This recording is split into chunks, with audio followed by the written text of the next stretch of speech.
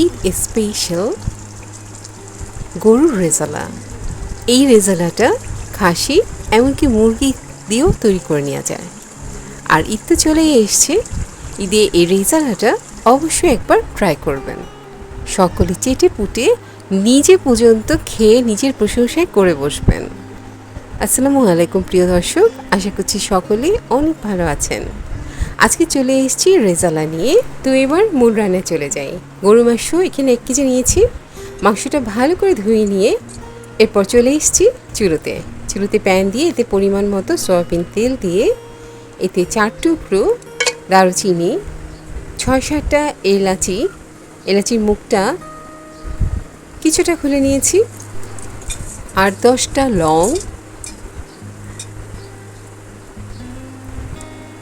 এবং 2টো তেজপাতা ছিঁড়ে দিয়ে নিয়ে সামান্য ফুটে উঠলে এখানে দিয়ে দেব 1 কাপ ভর্তি করে রাখা কুচি করা পেঁয়াজটা একটু ভেজে নেব।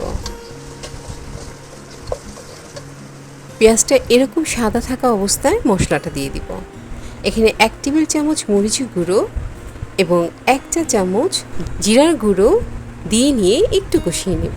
ঠিক এই সময়টাতে 1 টেবিল চামচ ভর্তি করা আদা বাটা এবং 1 টেবিল চামচ ভর্তি করা রসুন বাটা একসাথে দিয়ে নিয়ে একটু কষিয়ে নিয়ে পানি দিয়ে নিতে হবে। আমি ভুলে গেছিলাম আদা রসুনটা দিতে। যাই হোক, এই তো একটু কষানো হয়ে গেলে যে গরু মাংসটা ধুয়ে রেখেছিলাম সেটির পানি ঝরিয়ে মাংসগুলো দিয়ে নেব। দিয়ে মশলার সাথে ভালো করে মিলিয়ে দিতে হবে যাতে মাংসের প্রতিটা অংশে মশলাটা ভালো মতো লাগে। এরপর দিয়ে নিব স্বাদ মতো লবণ। 1 কেজি মাংসের জন্য 1 টেবিল চামচ লবণ দিলেই পারফেক্ট লবণের পরিমাণটা হয়। তারপরে আপনি লবণটা বুঝিয়ে দিবেন। এরপর ফেটে রাখা টক দই আধা কাপ দিয়ে দিলাম। দইটা অবশ্যই ফেটিয়ে দিবেন। আর যদি দই টুপার থেকে রান্নাতে দেন, অনেক সময় রান্নার যে গ্রেভিটা সেটা ছানা হয়ে যায়। এর জন্য দই টুপা বা কাপ থেকে দইটা আগে ভালো করে ফেটিয়ে নিয়ে স্মুথ একটা ব্যাটার তৈরি করে তারপর রান্নাতে অ্যাড করবেন। এতে করে কোনো ছানা হবে না এবং মাংসের যে গ্রেভিটা সেটা চমৎকার হবে। এরপর যে ভুলে গিয়েছিলাম আদা রসুনটা দিতে, সেটা দিয়ে ভালো মতো মাংসের সাথে মিলিয়ে দিয়ে এবারে ঢেকে দিব কিছুক্ষণের জন্য। ফিরে এলাম কিছুক্ষণ পর। এবার আবারও লাড়া দিয়ে নেব মাংসটা।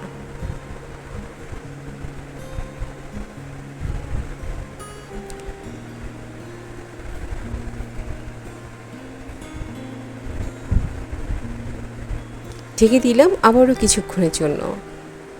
ফিরে এলাম আবারও কিছুক্ষণ পর। মাংসটা যদি এখন মনে হয় কিছুটা সিদ্ধ হয়ে গেছে, অর্থাৎ 70 থেকে 80% সিদ্ধ হয়ে গেলে এখানে আমি বাদাম বাটা দিয়ে নেব। এখানে 20টা কাঠবাদাম বেটে নিয়েছি। অল্প একটু পানি দিয়ে ব্লেন্ড করে নেওয়া যাবে এবং শিলপাটাও বেটে নেওয়া যাবে। আর চীনাবাদাম হলে এখানে প্রায় 50 থেকে 60টা চীনাবাদাম ব্লেন্ড করে তারপর দিতে হবে। এরপর দিয়ে নিলাম 1 টেবিল চামচ ভর্তি করা বাসায় তৈরি টমেটো সস। আপনি যে কোনো সস এখানে অ্যাড করতে পারেন, তবে টমেটো সস হতে হবে। এরপর আরেকটু স্পেশাল করতে চাইলে এই রেজালাটা এখানে কিশমিশ এবং আলু বোখরা অ্যাড করে নিতে পারেন। যাই হোক, আমি এখানে ভালো মতো মশলার সাথে মিলিয়ে নিয়ে আবারও কিছুক্ষণের জন্য ঢেকে দিলাম। আবার ফিরে এলাম বেশ অনেকক্ষণ পর। দেখে মনে হচ্ছে মাংস রান্নাটা হয়ে গেছে। আসলে মাংসটা এখনও সফট হয়নি। আর রেজালা খেতে কিন্তু একটু মিষ্টি হয়। সেজন্য এখানে আমি 1 টেবিল চামচের মতো কনডেন্স মিল্ক দিয়ে দিলাম। কেউ চাইলে এখানে চিনিও দিয়ে নিতে পারেন। কনডেন্স মিল্কটা দিলে এর স্বাদটা দ্বিগুণ বেড়ে যায় আর এর গ্রেভিটা একটা ক্রিমি ভাব চলে আসে, যার জন্য খেতে অসম্ভব মজা হয়। একবার কনডেন্স মিল্ক দিয়ে রান্নাটা ট্রাই করতে পারেন। যেহেতু সেমাই রান্না করার জন্য কনডেন্স মিল্ক আমাদের ঈদে আনতেই হয়, সেখান থেকে অল্প একটু কনডেন্স মিল্ক এই রান্নাটার জন্য রেখে দিবেন। তারপর একবার ট্রাই করবেন, আপনি নিজেই অবাক হয়ে যাবেন যে কতটা মজার হয়। এরপর দিয়ে দিলাম ঘন 1 মগ দুধ। এই দুধটা আমি করে নিয়েছি এই মগের অর্ধেক মগ গুঁড়ো দুধ নিয়ে গরম পানি দিয়ে গুলিয়ে নিয়ে 1 মগ করে তারপর অ্যাড করে নিয়েছি।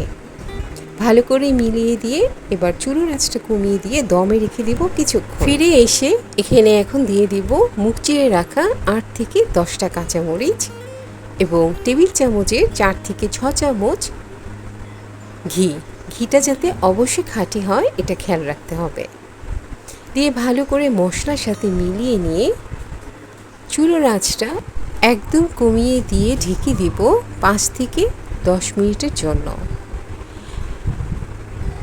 এভাবে দমে রেখে দিলে মাংসটা খেতে সফট হবে, কাঁচা মরিচের সুঘ্রাণে মাংসটা ভরে যাবে এবং আস্তে আস্তে তেলটা উপরে ভেসে উঠলে এতটাই আকর্ষণীয় লাগবে যে ঈদের দিন আপনার মাংসটা দেখতে সবচেয়ে সুন্দর হবে।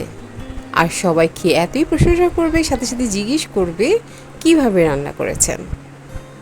তো এই রেজালাটা ঈদের দিন স্পেশাল করে রান্না করে সবাইকে মুগ্ধ করে দিবেন। তো প্রিয় দর্শক, আজ এখানেই বিদায় নিচ্ছি। পরবর্তী আবারও ঈদের কোনো রেসিপি নিয়ে চলে আসব। সেই পর্যন্ত সকলে অনেক ভালো এবং সুস্থ থাকবেন। আর আমার ভিডিওটা ভালো লাগলে লাইক কমেন্টের পাশাপাশি একটা শেয়ার করে দিবেন। আল্লাহ হাফেজ।